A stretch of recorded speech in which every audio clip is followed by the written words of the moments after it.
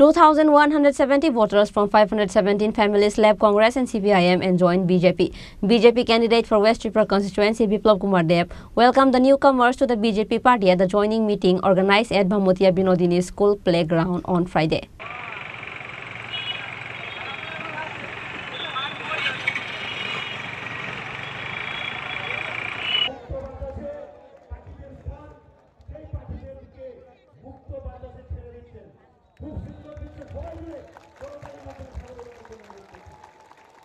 In view of West Tripura Lok Sabha seat election, BJP 3 Bhamutia Mandal organized a rally and conference. Bhamutia Binodini School ground held this meeting and other conferences. The conference was attended by BJP candidate for West Tripura constituency Biplab Kumar Deb as a chief guest. On the meeting, 2,170 voters from 517 families left Congress and CPIM and joined BJP. BJP candidate for West Tripura constituency Biplab Kumar Deb and the state BJP president Rajiv Bhattacharjee welcomed the newcomers to the BJP party at the joining meeting organized at Bhamutia Binodini School ground on Friday.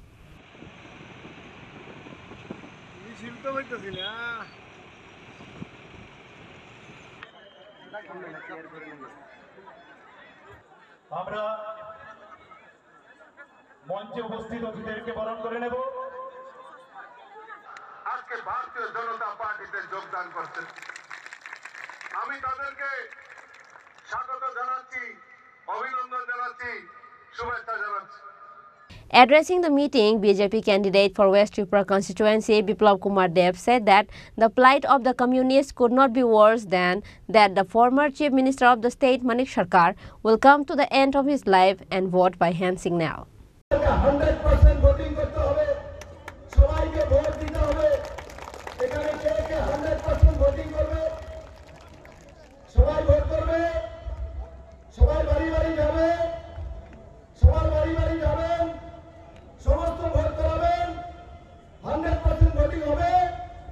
একবার আমার সঙ্গে আওয়াজ করে বলুন 100% voting করাবেন করাবেন করাবেন সবাই কয় না সবাই ভোটিং করাবেন সবাইকে বলতে হবে 100% ভোটিং করাবেন 100% ভোটিং হবে নরেন্দ্র ভাই মোদীকে ভোট দেবে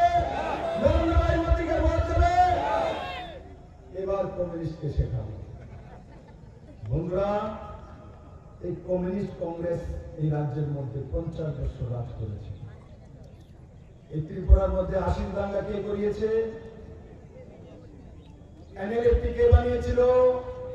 কংগ্রেস বানিয়েছিল এটিটিএফ কে বানিয়েছিল কমিউনিস্ট বানিয়েছিল 2005 পর্যন্ত ইনসার্জেন্সি কে রেখেছিল কংগ্রেস সিপিএম রাজনৈতিক স্বার্থের জন্য সাউথে মনোতে শহীদ মিনার 14 জন সিদাম পাল সহ 14 জন কমিউনিস্টের লিডারকে কারা মেরেছিল কংগ্রেসেরা মেরেছিল সেখানে মানিক বাবু জিতেন বাবু এরা 12 অক্টোবর যায় আর সেখানে গিয়ে শহীদ দিবস পালন করে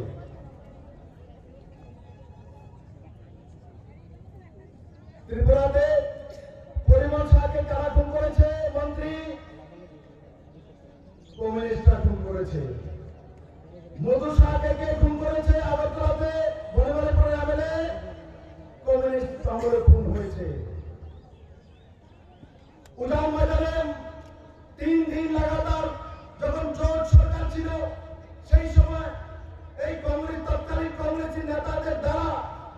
উজান ময়দানে জনজাতি মহিলাদেরকে 3 দিন লাগাতার রেখে বলাৎকার করা হয়েছিল কে করেছিল কংগ্রেসীরা করেছিল সিপিএম আন্দোলন করেছে উজান ময়দান নিয়ে সারা ত্রিপুরা রাজ্যের মধ্যে পুলিশ আন্দোলন আর উজান ময়দান নিয়ে কংগ্রেসকে কাঠগড়াতে খাড়া করেছিল 93তে কমিউনিস্ট ক্ষমতায় ছিল এখন এই খুনগুলি কেন হলো মহিলারা রেপ কেন হলো আশির দাঙ্গা কেন হলো এমএলএ কেন মারা গেল সিপিএম কংগ্রেসে এই বামকে এত মারপিট হয়েছে কেন হলো